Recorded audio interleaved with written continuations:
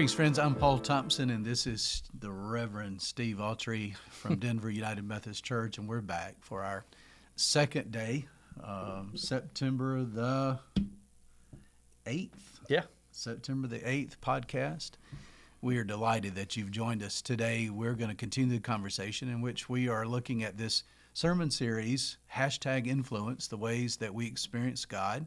And today we're going to invite you into the conversation around this person by the name of Abram, then Abraham. Okay, we'll just go with Abraham for now.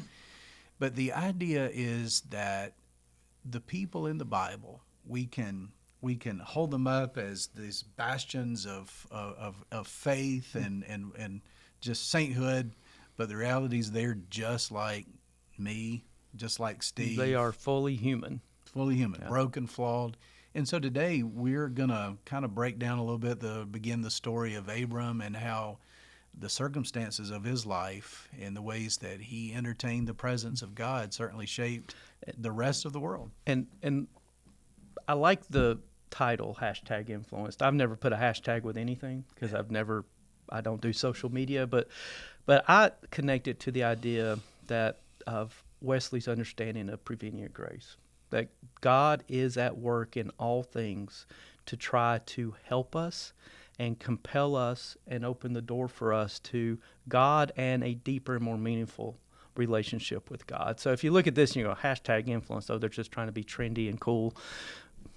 That's We're not us. Trendy and cool. Oh, well, thankfully we have some younger people on staff who are. Yeah. But if you need to think about this in terms of this is God's grace acting through all sorts of things to bring about God's goodness in the world and in our lives.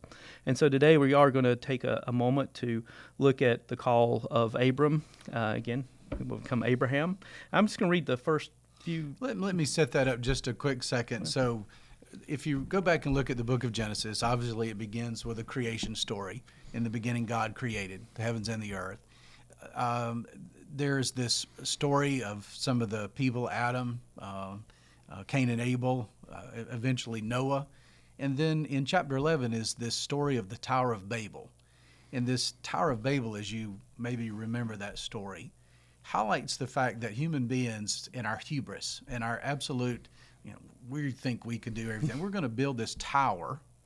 We're going to get to the heavens and we're going to be like God. And then the Tower of Babel story says that God confused their language. And so when human beings quit being able to communicate, then that really changed the nature of the human experience. So here we have then at the end of chapter 11, we have this man by the name of Abram who is part of a larger family. They are from this land called Ur of the Chaldeans. It's down near the Arabian Gulf. And out of nowhere, there are these nuggets in which Abram had no children, he and his wife Sarah.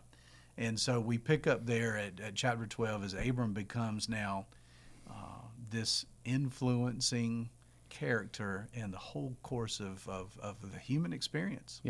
Yeah, and we use that language in our pop culture today of influencers, right? You can be an influencer and get paid a lot of money and all that. There are people who are given to us in Scripture whose stories are to inspire and influence, and Abraham's one of them. So I'm just going to read the first three chapters of verse 3. let's back that up just 50% there. I'm going to read the first 3 verses of chapter 12. Now the Lord said to Abram, "Go from your country and your kindred and your father's house to the land that I will show you. I will make of you a great nation, and I will bless you and make your name great, so that you will be a blessing. I will bless those who bless you, and the one who curses you I will curse. And in you all the families of the earth shall be blessed." Wow. In you, one person, all the families of the earth will be blessed. That's quite the promise. That's a big promise, especially to what we come to understand about Abram is what? One, he's childless. He's 75 years old. Yep. To be childless in that culture, Steve, probably is considered as big a curse as you could find. Mm-hmm. Yeah. At 75, sometimes we get caught up in these years of the Bible, and they live 200 years, and we don't really understand. But certainly the Bible is making the point that Abram had gone so far beyond the normal childbearing years that it would have been ludicrous for the idea to think that he could ever have a child. And how would he have been considered within his family and community? So that whole idea that, and it's written throughout the scriptures, that children, as often portrayed in the Bible, were the blessing. God smiled upon the family, and especially in that patriarchal culture, if you had a male heir, that was the whole big deal. So when Abram not only is childless, but Abram has this real sense of despair and hopelessness. Right, and the other idea there is that the only connection you have to the land of the living would be your offspring. Yeah. So this isn't just for the now; it's for the forever. That is a problem for Abram, and he would have been looked down upon. He would have been thought of as a loser. He'd been I'm sure his siblings didn't hold him in much esteem. He had no future.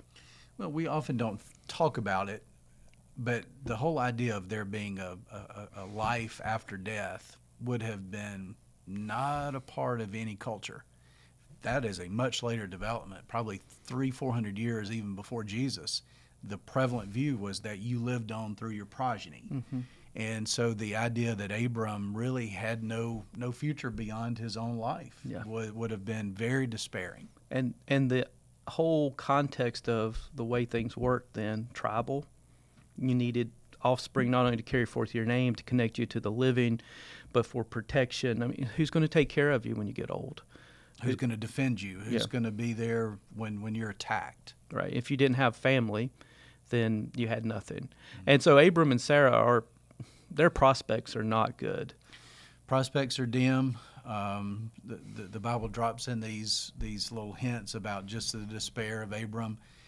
His father had moved the family from Ur of the Chaldeans up to a place around the cradle of civilization near the Tigris-Euphrates River called Haran. Mm. And so they've moved there. Modern-day Iraq. Yeah, right. Modern-day Iraq. And so Abram is already displaced from what he had known. Mm-hmm. Now he's in this new land. But they settle in at Haran for a while, even though God has already said to Abram, look, I got a place for you, and that's not it. Yeah. So he hears, right? And this is interesting. We get the speech of God in chapter 12. And it should remind us of chapter 1. The speech of God is what creates. God speaks, things are created. In this chapter, God speaks to create yet again. And that speech is to a specific person in a specific place in a specific time. Yet it's still the speech of God that brings about life and promise. So I think one of the real focal points for us in the conversation that we'll be having with you on Sunday in sermon time, but also the conversation we would like to engage you in on Sunday evening in small groups Wednesday at Denver, is what are the circumstances of your life, and how is the presence, how is the influence of God being felt for you? Abram was at a despairing point. Mm-hmm. Abram was at a place of loss, a displacement, all of those things. Yeah, and I mean, yet worry, there was this concern. idea that God had spoken, and Abram believed enough in God's presence to be able to not only go and move, but also engage. And I wonder about those circumstances. If Abram had been, if he had 8 children and 22 grandchildren at this time, right? If he had been well set up, if his tribe, his family were large and expansive, would he have gone? Mm. Would he have answered the call? Or is it because of his circumstances being what they were that made him able to answer the call? Again, circumstances that he didn't choose, circumstances that he would not have wanted. Mm-hmm. As so much of our lives, we don't choose how we're going to look. We don't choose where we're going to live, at least when we're younger. Other people are choosing that for us. But in the end, how are we experiencing the influence, the presence of God? Are we open to that? That really needs to be the conversation that we'll have tomorrow. Yep. I think it's really fodder for great thought where you are. So we'll get back to that tomorrow. We're grateful for your time Right, today, thank you. as always. And we will talk to you tomorrow. See you tomorrow. Thanks.